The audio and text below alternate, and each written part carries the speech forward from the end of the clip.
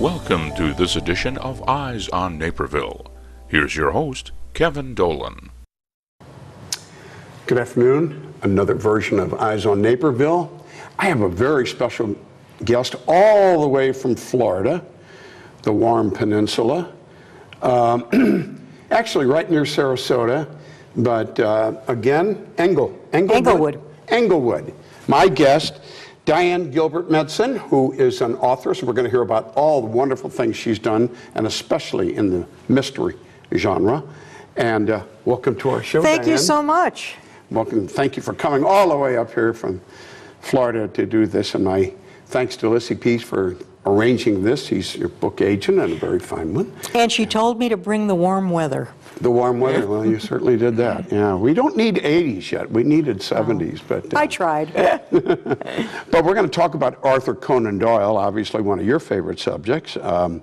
And I think all of us, at least my age, are very much into the Sir Arthur Conan Doyle mysteries and everything. And hopefully some of us can think beyond Basil Rathbone, because it might have started with Basil Rathbone, but it didn't end with Basil Rathbone, nor will it.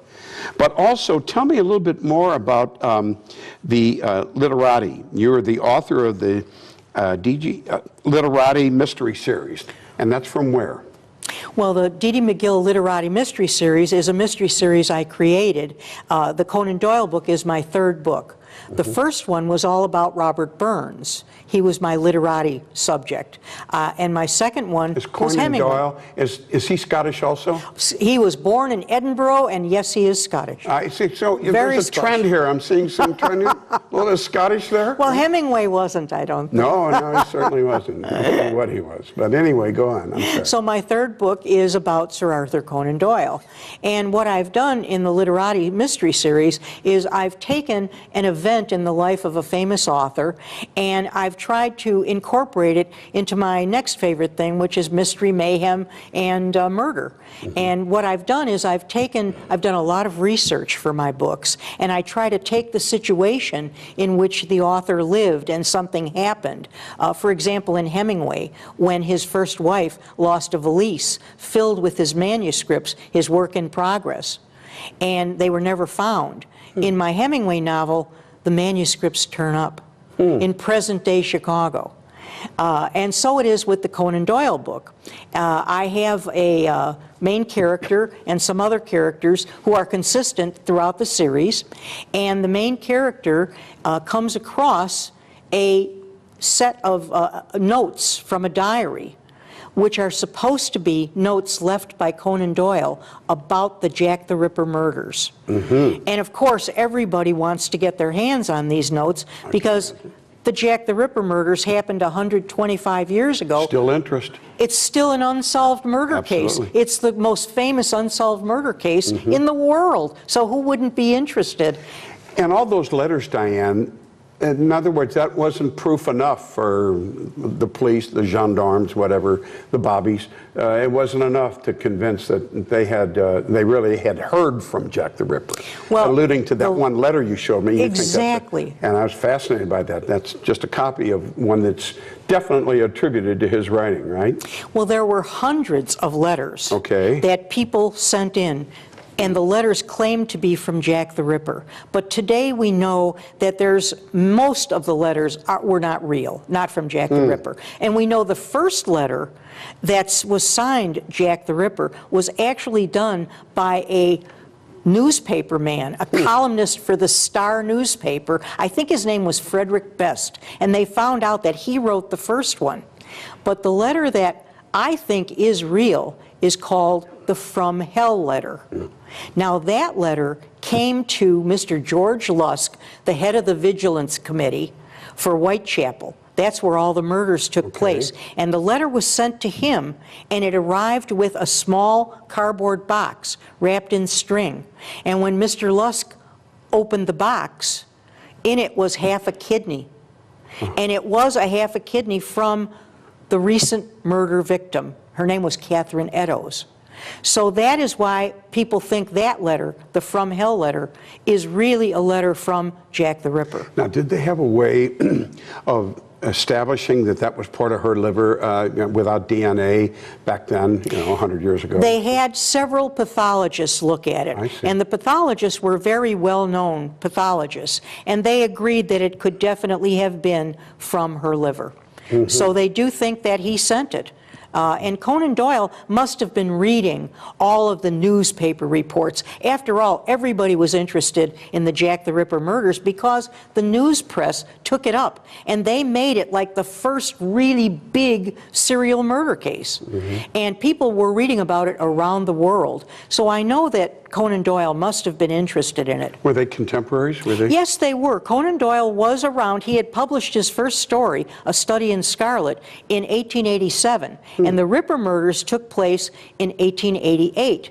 So I always wondered, why didn't Sir Arthur Conan Doyle write a story about Sherlock Holmes, the most famous detective in the world that he created, having a toe-to-toe with Jack the Ripper, the most fiendish murderer that the world has ever known. And I wondered why not. Do you think he created Moriarty to kind of represent Jack the Ripper? Because he certainly was evil and everything else. What a good question. Even I hadn't really thought of that. That was a great question. Thank you for the compliment. Yeah. But I think Moriarty was his evil genius, and there is some indication that he patterned Moriarty after this really interesting guy who really did have a gang, just like Conan Doyle presents in the Sherlock Holmes stories. In fact, he was such a famous guy and he stole jewelry. He was into everything. And one time, he even stole the painting of the Duchess of I can't remember which one she was. Famous painting by an English Duchess? Yes, an English Duchess. And he wanted it to ransom his brother from prison. But he got out another way, so he just kept the painting for all these years. And then finally, at the end, he sent the painting back. But that's the person that Conan Doyle actually patterned Moriarty on. I see. And he really did have a network of evildoers. For all our Conan Doyle aficionados out there, we just found something real from someone who knows Arthur Conan Doyle's work very well. How about that Jack the Ripper name? Was it possible that that reporter who sent in that first thing invented or created the term Jack the Ripper, or was it created before? How did it come about? I think that reporter created it because they were really looking at selling more newspapers. Everybody read the newspaper. Big deal in London. Oh, definitely a big deal. The broadsheets, they were very popular, and that's how everybody got their news. And London was a very exciting town. People needed to know what was happening, and so I think they just created this huge firestorm, and I think it was one of the first big news media extravaganzas. So, and that's 125 years later, and think about it, we still don't know who Jack the Ripper was, and the FBI actually did a profile of Jack the Ripper. This was some years ago. They had an FBI profiler who put together an actual profile of Jack the Ripper. Huh. Now, they were called by the English government or the bobbies or something over there to do that, or they just take an interest in it, or what? The FBI just took an interest in it, believe it or not, and they decided that because the case had not been solved, it's the longest unsolved cold case in history, they decided that they were going to do their own profile. And so they came up with, that he was a white male, that he was probably shy, that he, all kinds of things that might be part of the typical FBI profile. There were some things I agreed with and some things I didn't, because in my book, I have some clues that I believe that Arthur Conan Doyle would have found in the case. And I take those clues and I develop a theory of who the Ripper really was. Okay. Diane, I thought of something interesting here. The FBI versus Scotland Yard. That's right. I mean, surely Scotland Yard had to take offense in FBI thinking they could do a better job than they did, because they've always been very good at that kind of thing. And that's another thing that always bothered me a little bit. Scotland Yard is world famous and very, very good at what they do, and why they didn't get him and why they weren't, because London was held in a state of fear for a long time, was it not? Well, it was. The Ripper murders took place in a fairly short period of time in 1888, between July and November, really. Oh, but people were in a panic. They absolutely were. But we have to remember that this took place in Victorian times. And forensics was just starting. And in fact, one of the reasons that I like Sir Arthur Conan Doyle so much is that he was interested in the forefront of forensics. Typewriter forensics, fingerprints, footprints, poisons. He was really quite remarkable, and in his stories incorporated many of the new forensic techniques that Scotland Yard would really later take up. But forensics was in its infancy as yet then. You know, I think The Hound of the Baskervilles will always be my favorite, because it envisioned a little bit of sci-fi along with something, maybe it was possible, big wolves or something like that, you know. But getting back to Jack the Ripper, you say actually Sir Arthur Conan Doyle could have done maybe a little bit more to uncover the mystery, because like you said, it's never been solved. And it was that short a period of time when those murders took place. Yes, it was. It was a very short period of time, and I believe that he must have been interested in the case. And I believe that with the clues I've developed, he was able to come to a conclusion as to a good suspect. Now, the reason that he might not have revealed the name of the suspect would be the same reason that all the police from Scotland Yard who worked on the case would never reveal it.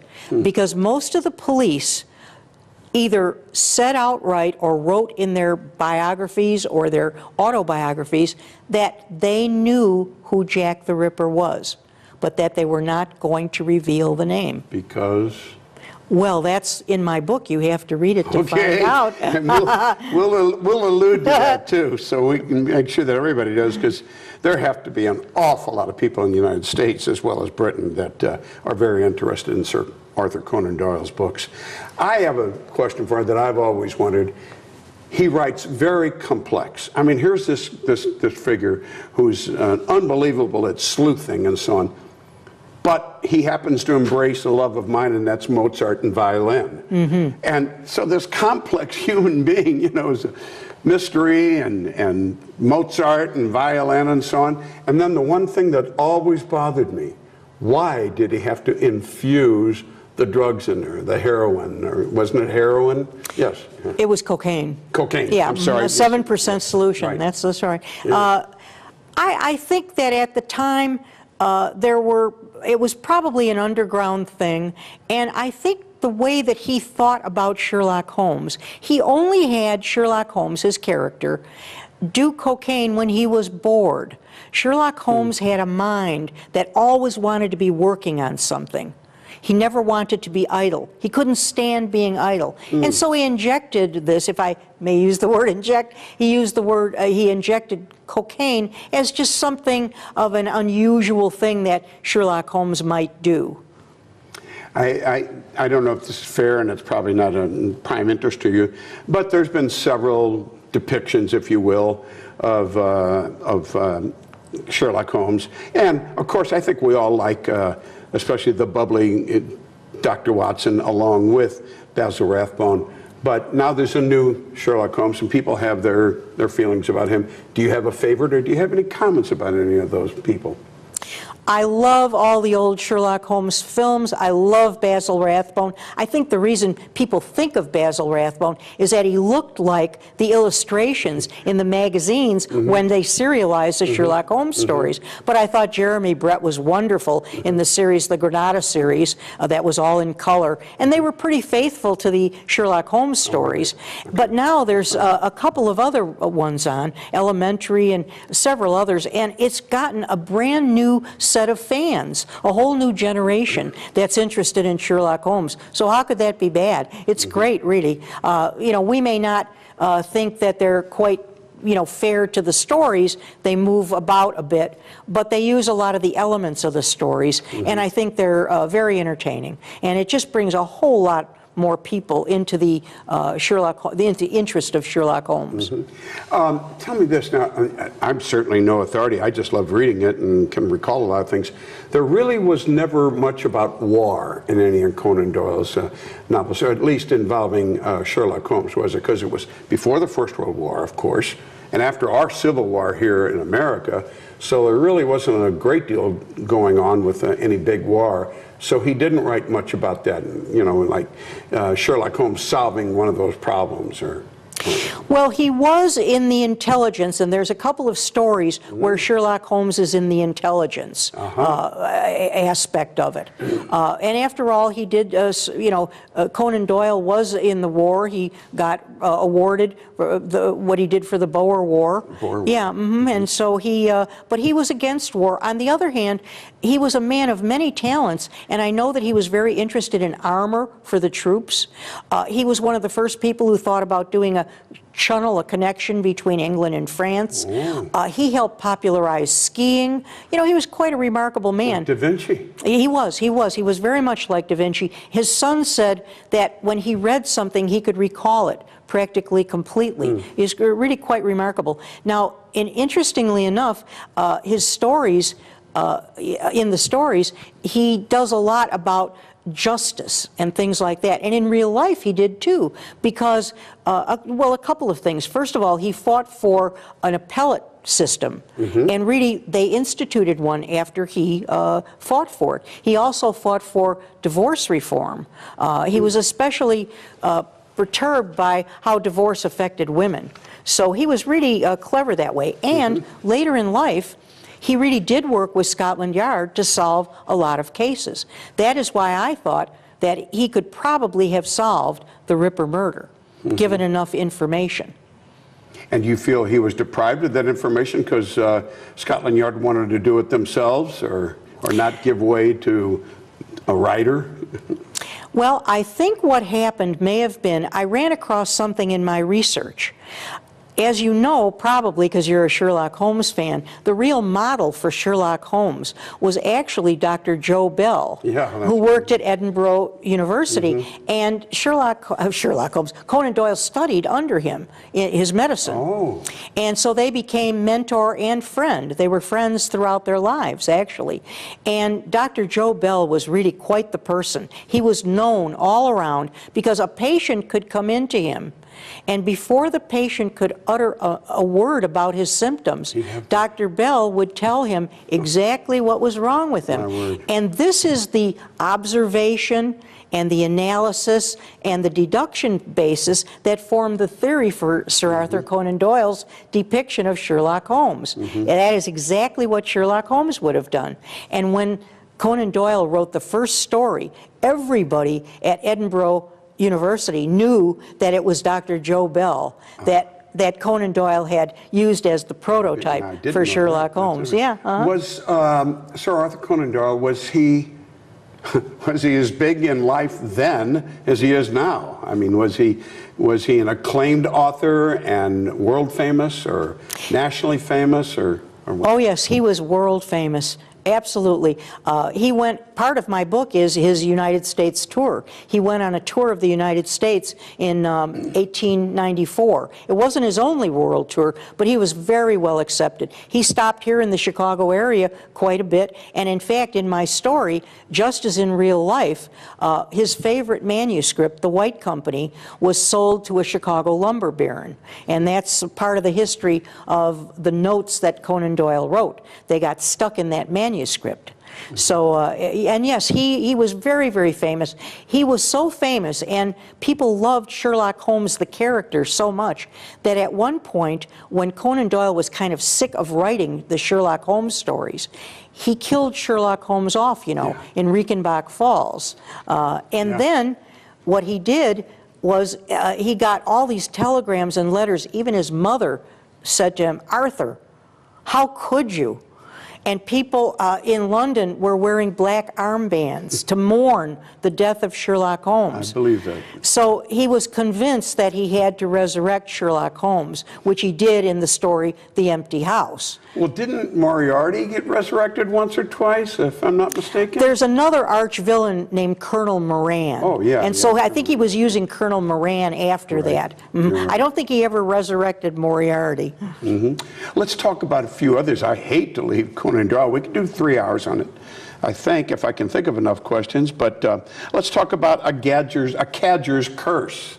Tell me a little bit about that. Well, that was the first book in my Literati series, and it's all about Robert Burns, who was in his day like a rock star. He was so famous when he published his book of poetry because the Scots hadn't been able to really speak their own language. They couldn't wear the tartans or anything, and when he came back with his simple poems in the Scottish language, the people just revered him. And he went, this is the true story, he went to visit Stirling Castle, and he was so moved by what he saw, he took a diamond-tipped pen, which were common in that day, and he was staying at an inn.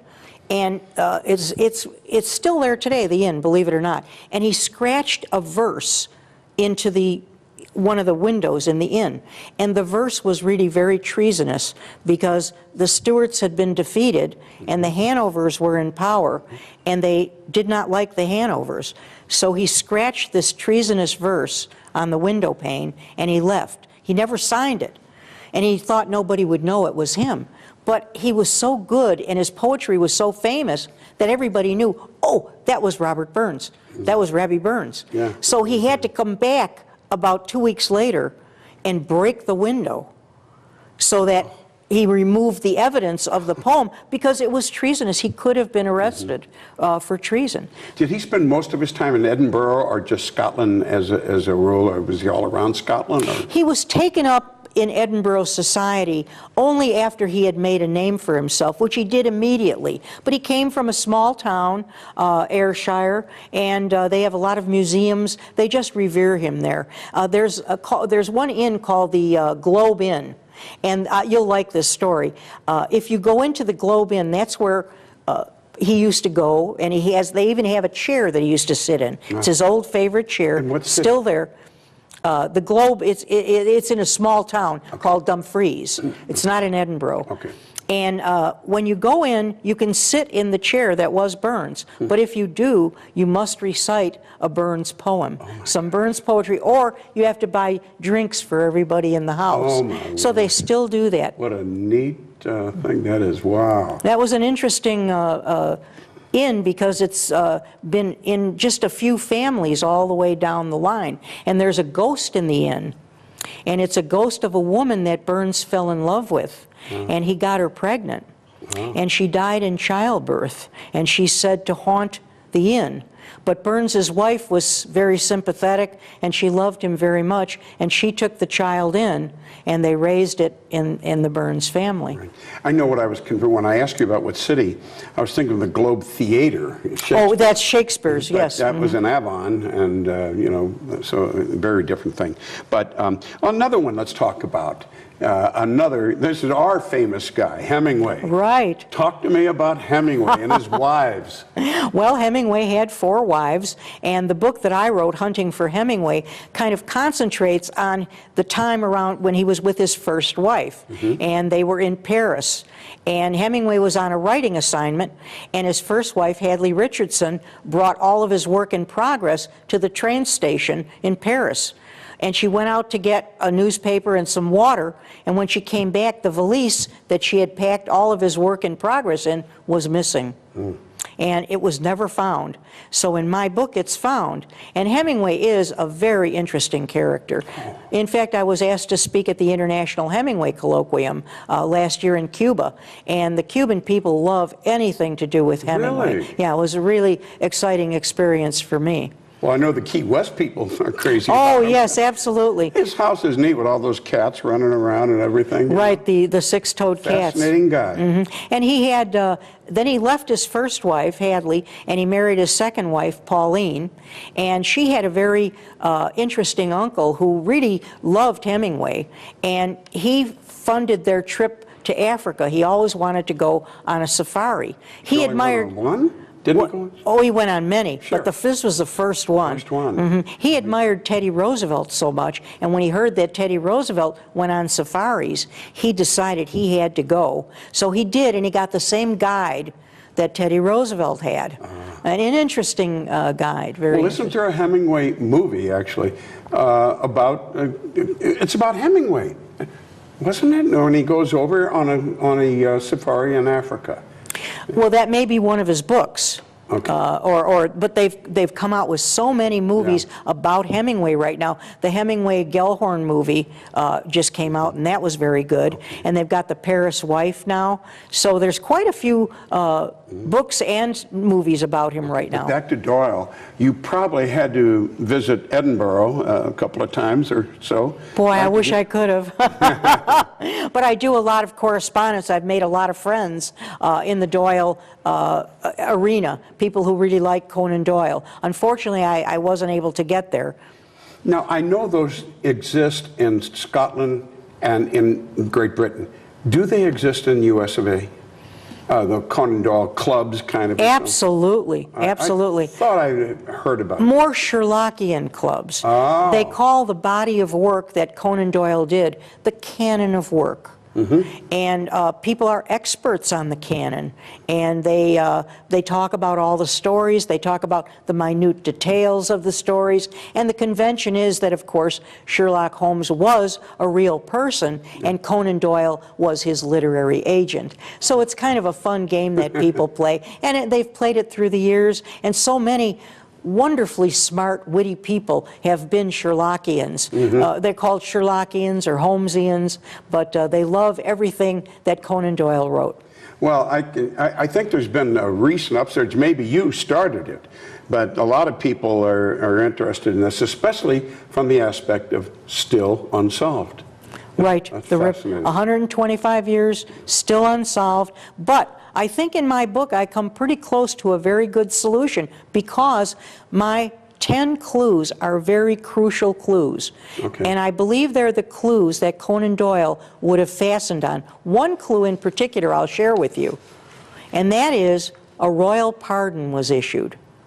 Now, a royal pardon was issued for the Jack the Ripper case, but only to give an accomplice who did not actually do the murder their freedom. Okay. Now, that's never been issued before or since, especially to somebody who was not named. Right. Well, Diane, these people, all these people, are watchers of our show, are going to have to get inside your books.